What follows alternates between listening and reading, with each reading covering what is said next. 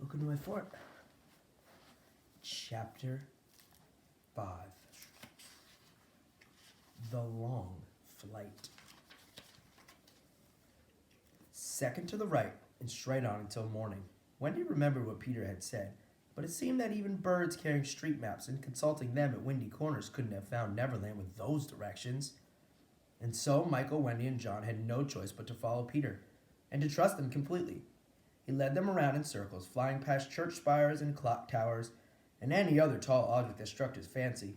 John and Michael didn't mind. They were having too much fun flying over the ocean, racing each other between waves. Wendy, however, was worried. It seemed to her that they had been flying for days now.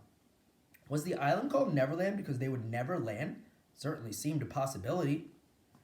She was relieved at last that Peter was feeding them, although the way of doing so was rather strange. He would chase birds that had food in their mouths and steal it.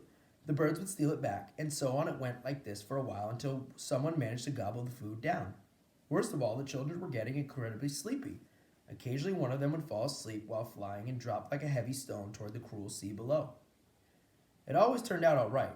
Either the other children would shout, "Wake up!" or Peter would swoop down at last minute and save the falling child. But they came awfully close a few times. One of these days, Wendy thought Peter might let them fall just for the fun of it, because it would make an interesting sight to see. Don't make him mad," Wendy whispered to John. "What would we do if he left us?" "We'd go back," John said. "We don't know the way." "Well, then we'd go on," John said. "We don't know that way either. In fact, we don't even know how to stop flying." John thought about this. Wendy was right. Peter had never shown them how to stop. "Well," he said, "worst comes to worst, we could always just keep going. The world is round after all. Eventually, we would get back to our bedroom window. Don't you think?" Peter was nowhere to be found. It wasn't uncommon for him to leave them occasionally. Easily bored and distracted, he would fly up high to talk to the stars, or down low to talk with a mermaid. He always came back, but sometimes he seemed barely to remember them, as if he had already moved on to his next adventure. "I'm Wendy." Wendy had reminded him once when he had flown back and looked at her blankly. "I know that," Peter had said, but she could tell he was lying. Eventually the children learned how to fall asleep without falling. Peter, however, found this boring, so he would cry out and wake them up anyway, just to see them jump. At last they reached Neverland, less due to Peter's guidance, it seemed, to Wendy, than through sheer luck, or perhaps because the island had been looking for them. "There it is," Peter said. He gestured in the direction the sun was shining, like 100 golden arrows pointing to the island. "Look, there's the coral reef, and the tiny hut in the cave," cried John, "and my lagoon with flying flamingos. And there's the hunchback little old lady, and the turtles laying eggs, and the sewing gnomes," Michael added, "and my flamingo with flying lagoons." "Hello, Wolfie," Wendy called down to her pet wolf. "Hello, Boat." The children also saw and recognized the scary first days at school, trying not to laugh at church, the pop quizzes they hadn't studied for, the tooth fairy money, and delicious chocolate pudding. It was all so familiar. Peter was a little annoyed with the children for knowing so much about the island. He had wanted to be the one to show them everything. Shortly, however, the sun went down, and the children got scared.